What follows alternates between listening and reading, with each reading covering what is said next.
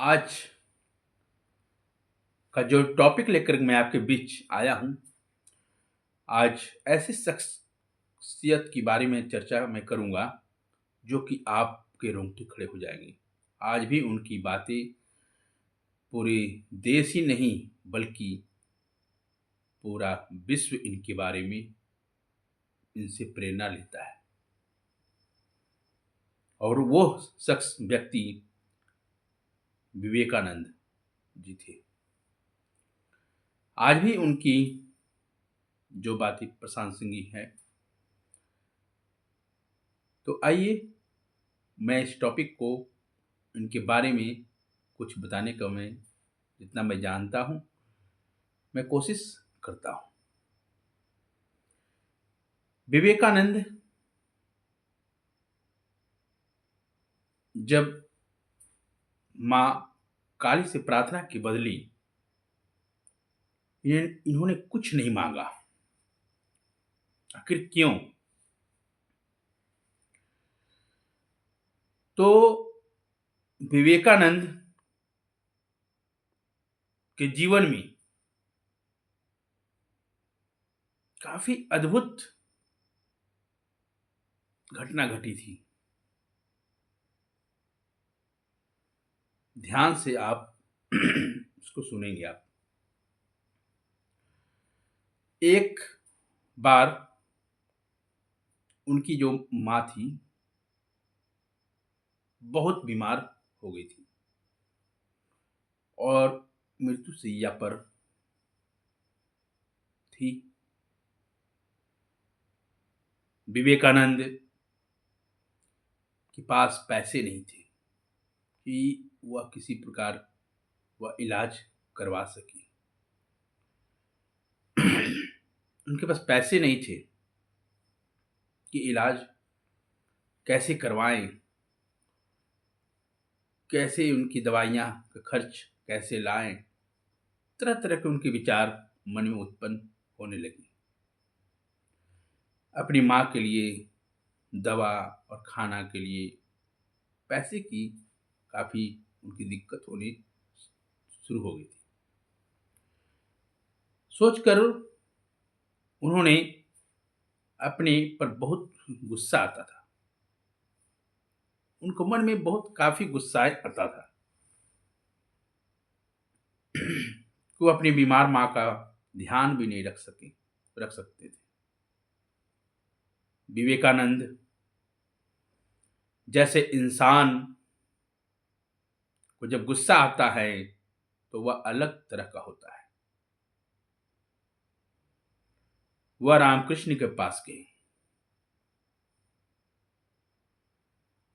और वह कहीं नहीं जा सकते थे।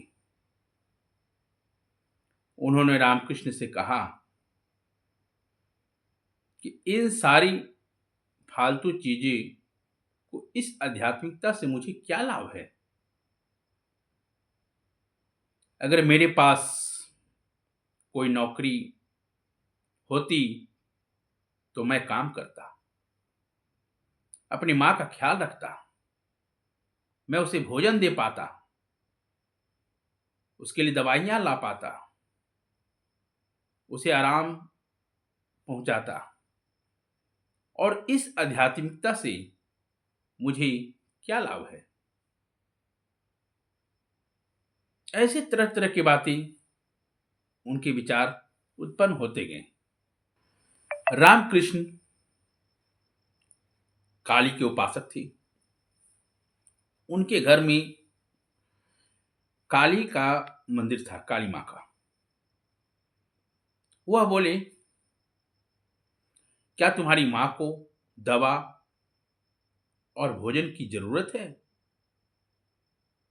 जो भी तुम्हें चाहिए वह तुम माँ से क्यों नहीं मांगते हो?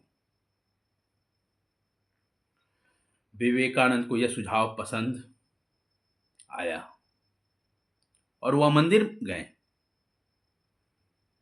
और एक घंटे के बाद जब वह बाहर आए तो रामकृष्ण ने पूछा क्या तुमने माँ से अपनी माँ के लिए भोजन, पैसा और बाकी चीजें मांगी? ध्यान से सुनिएगा आप लोग। कभी भी किसी प्रकार का कोई क्वेश्चन आपका आ सकता है। मांगी? तब विवेकानंद जी ने जवाब दिया, नहीं, मैं भूल गया। रामकृष्ण बोले, फिर से अंदर जाओ और मांगो। विवेकानंद फिर से मंदिर गए और 4 घंटे के बाद वापस लौटे। कितने घंटे के बाद वापस लौटे? 4 घंटे के बाद। रामकृष्ण ने उनसे पूछा, क्या तुमने मां से मांगा? तो विवेकानंद जी ने फिर से वही बात को दोहराएं, फिर से उसी बात को दोहराएं कि नहीं, मैं भूल गया। रामकृष्ण फिर से बोले, फिर अंदर आओ, फिर एक बार अंदर जाकर के जाओ मंदिर में। विवेकानंद लगभग 8 घंटे के बाद अब इस बार बाहर आए। पिछली बार 4 घंटे था और इस बार 8 घंटे के बाद बाहर आए। रामकृष्ण ने पूछा, क्या तुमने मां से चीजें मांगी? ध्यान से सुनिए। रामकृष्ण ने पूछा कि क्या तुमने मां से चीजें मांगी? विवेकानंद फिर से बोलते हैं। विवेकानंद जी बोले, नहीं, अब मैं नहीं मांगूंगा। बोला, जी, अब मैं नहीं मांगूंगा, मुझे मांगने की जरूरत नहीं है। तो रामकृष्ण बोले, मांगने की जरूरत नहीं है? रामकृष्ण ने जवाब दिया कि वह अच्छी बात है, यह अच्छी बात है। अगर आज तुमने मंदिर में कुछ मांग लिया होता तो यह तुम्हारे और मेरे रिश्ते का आखिरी दिन होता। तुम्हारा मैं तुम्हारा चेहरा फिर कभी नहीं देखता। सोचिए, क्योंकि कुछ मांगने वाला मूर्ख यह नहीं जानता कि जीवन क्या है। जीवन क्या है? मूर्ख जो होता है इंसान, वो नहीं समझ पाता है कि आखिर जीवन क्या है। मांगने वाला मूर्ख जीवन के मूल सिद्धांतों को नहीं समझता। प्रार्थना एक तरह का गुण है।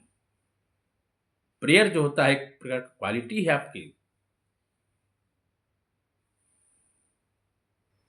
तो इसी तरह अगर आप प्रार्थना पूर्ण बन जाते हैं तो यह होने का एक शानदार तरीका है। लेकिन यदि आप इस उम्मीद से प्रार्थना कर रहे हैं, इस उम्मीद से प्रार्थना कर रहे हैं कि इसके बदले में आपको कुछ मिलेगा, तो यह आपके लिए कारगर नहीं होगा।